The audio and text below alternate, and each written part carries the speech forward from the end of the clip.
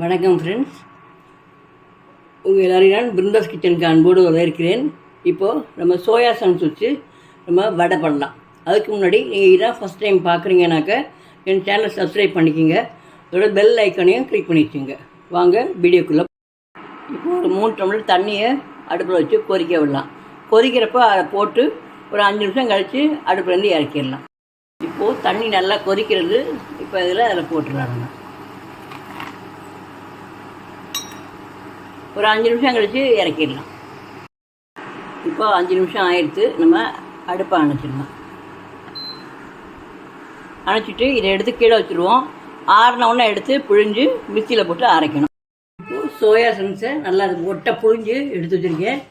இப்போ அரைக்கிறதுக்கு 2 மிளகா வத்தல், ஒரு துண்டு இஞ்சி, 5-6 பல் பூண்டு, ஒரு ஸ்பூன் பெருஞ்சீரகம், இதெல்லாம் போட்டு இதை முதல்ல அரைச்சிட்டு அப்புறம் இதை போட்டு அரைச்சி எடுத்துன்னு வரேன். இப்போ இதை அரைச்சி எடுத்தாச்சு. இதில் நம்ம அந்த சோயா சங்ஸ் புழிஞ்சு வச்சதில் போட்டு நம்ம அரைச்சி எடுத்துக்கிறோம்.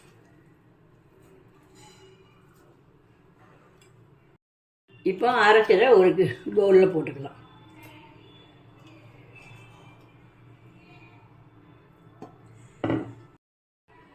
இப்போ இதில் ஒரு ஸ்பூன் கார்ன்ஃப்ளவர், ஒரு ஸ்பூன் கடலை மாவு,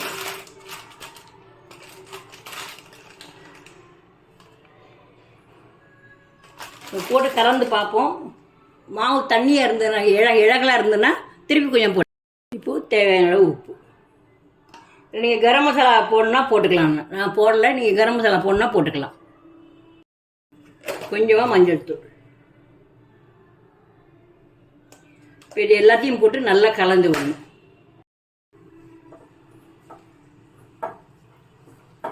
இன்னையில் ஒரு பெரிய வெங்காயத்தை பொடியை நறுக்கி அதையும் போடணும்.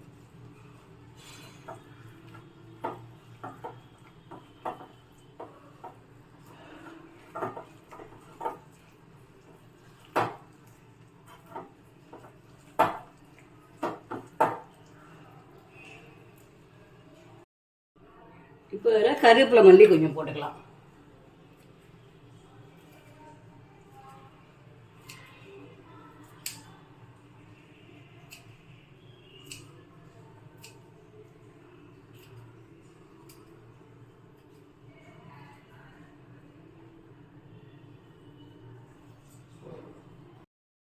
இப்போ ஒரு பெரிய வெங்காயம் பொடியை நறுக்கியிருக்கேன், அதையும் போட்டுக்கலாம்.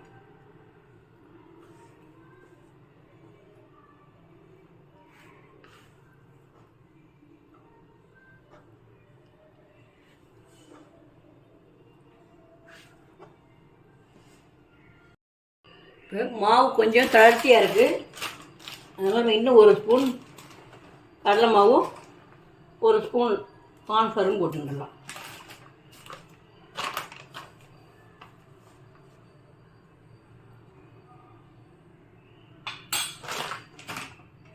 போட்டு நல்லா கலந்து விடலாம். இப்போது அடுப்பில் எண்ணெய் வச்சுருக்கேன், காயட்டும். காஞ்ச உடனே மாவை வடையாக தட்டி போடலாம். இந்த மாதிரி உங்களுக்கு எந்த சைஸில் வடை வேணுமோ அந்த சைஸில் நீங்கள் உருண்டை எடுத்துட்டு இந்த மாதிரி தட்டி போடுங்க.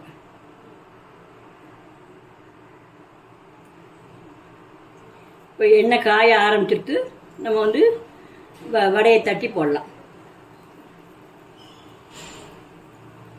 ரொம்ப அடைச்ச மாதிரி போடாமல் கொஞ்சம் தள்ளி தள்ளி போடுங்க.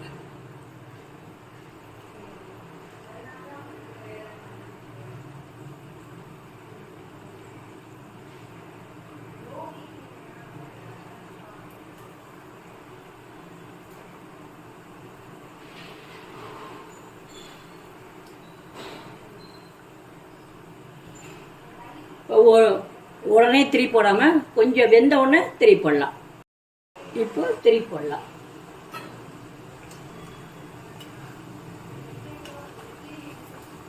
நம்ம கார்ன்ஃப்ளவர் போடுறது கொஞ்சம் மொறுமொறுப்பாக இருக்கும். கடலை மாவு பைண்டிங் ஏஜென்ட். ஏன்னா சோயா சங்ஸ் நமக்கு பைண்டிங் ஏஜென்ட் இல்லை. நமக்கு ரெண்டையும் பிடிச்சிருந்தா தான் நம்ம வடை உதிராமல் இருக்கும். அதுக்காக இப்போ நம்ம எடுத்துடலாம்.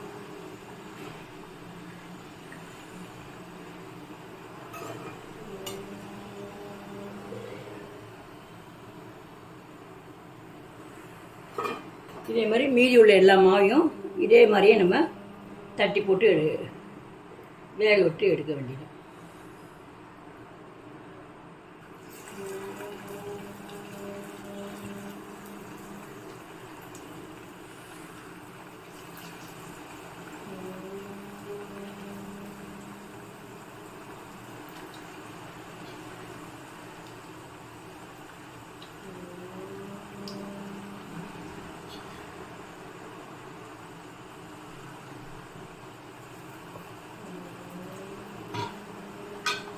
இப்போது சுவையான சோயா சங்க்ஸ் வடை ரெடி. நீங்களும் செஞ்சு பாருங்கள். செஞ்சு பார்த்துட்டு உங்கள் ஒப்பீனியனை கமெண்டில் போடுங்க. நன்றி.